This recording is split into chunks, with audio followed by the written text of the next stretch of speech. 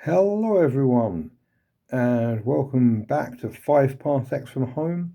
We're now on to Campaign 5, and that means we get a new team. This time it is the Exhumanities Department, a group of archaeologists from the university planet of Etampes, they fairly frequently send out research teams to try and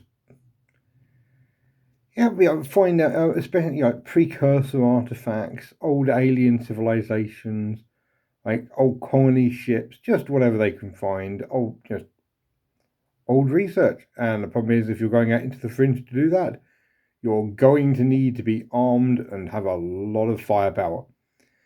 To that end, it's a small team, but it's a fairly high-end team, and they are they're my new babies, and for the next sort of, I have absolutely no idea how long. This is going to be the first essentially random length campaign.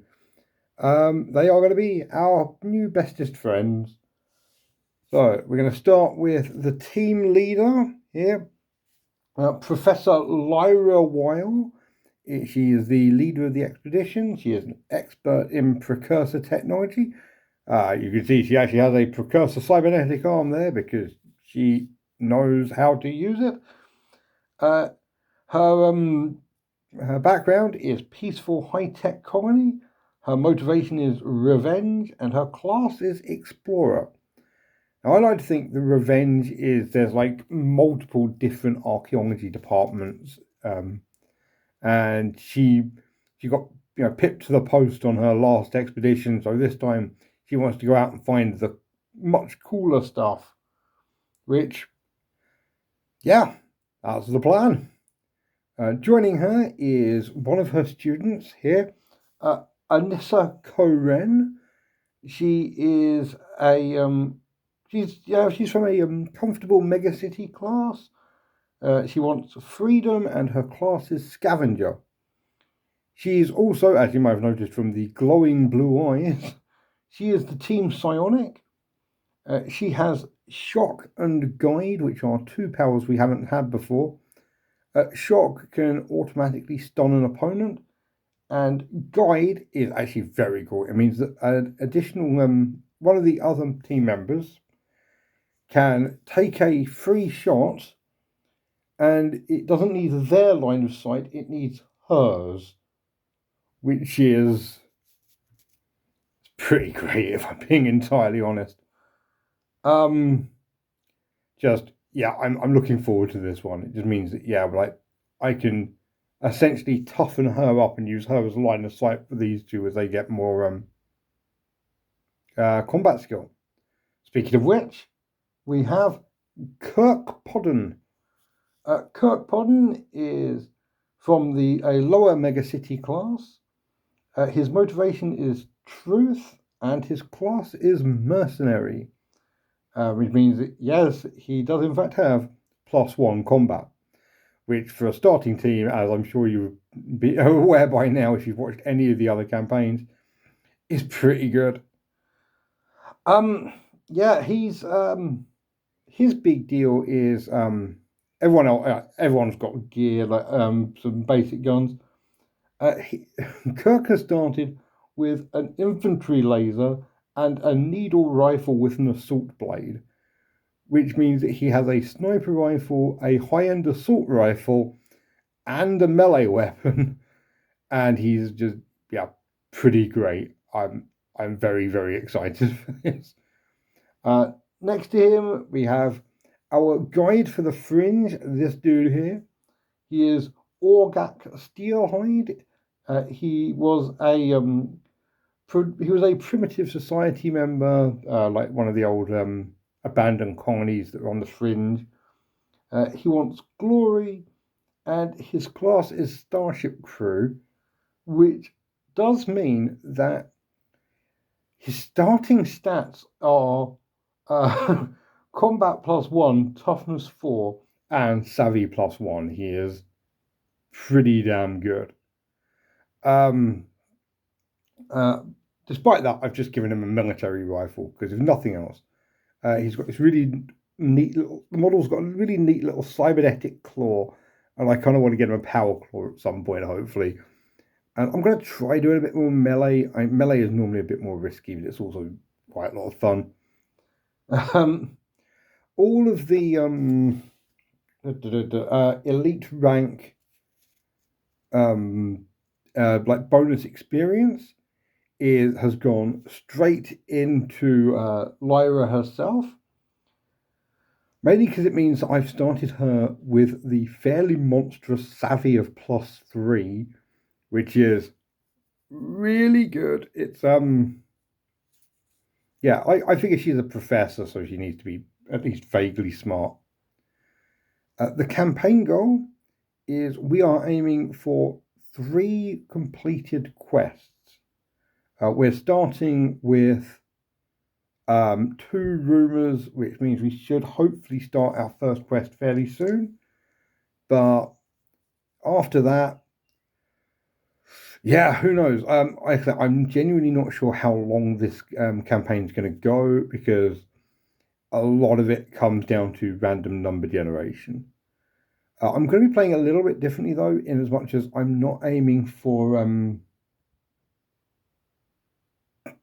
that. I'm not aiming for patrons. I'm going to try and do opportunity missions as little as possible, and try and do the explore action because explore actions are the best way of getting more quest rumors.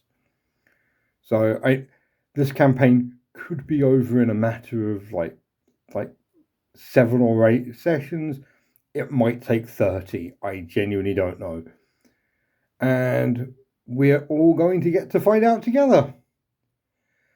As far as special rules go, keeping psionics, which is why we got a psionic, we are keeping the wild planets for a bunch of the like each planet we go to, and I'm assuming there's going to be a lot if we're doing multiple quests. Yeah, they are going to be on worlds with 2 different things, traits. They're called traits. And also, come on, down. It has arrived. The compendium is here, and I'm just going to throw every single rule in and see what sticks. So I'm using the second type. There's 2 options for escalating enemies. The first one, just you add in more models and spawn them in more respawn in models when they die, which is boring. The other one is, as the campaign goes on, you start adding in more and more of the optional rules. So like specialists start getting better, unique individuals start getting more common, like the actual stats of the enemies start increasing. Apparently it does make for a harder game, but I'm down for it. I'm also going to be using dramatic combat.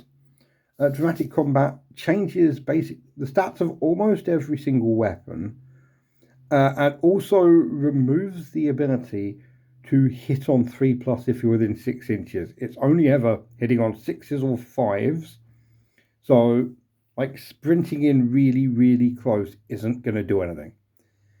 It also adds in dramatic combat. Also adds in if you are missed with every single shot, you have to roll or try and get to a better type of cover. So if you're out in the open, the roll is very, very easy, and you've just got to get into any cover. If you're already in cover, the roll is harder, and you've got to try and get out of the line of sight. So yeah, like pinning is now going to be a thing. And if you don't have melee weapons, and if you're within 6 inches, if you shoot at someone and if you get shot at, then yeah, they do a lunge attack, which is pretty cool. So yeah, it'll make melee enemies and aliens more interesting. They won't just be running in and herding. I'm also going to be using there's advanced quests, so it's not just roll a dice, add the number of quest rumors. If you get over 7, the next time is the finale.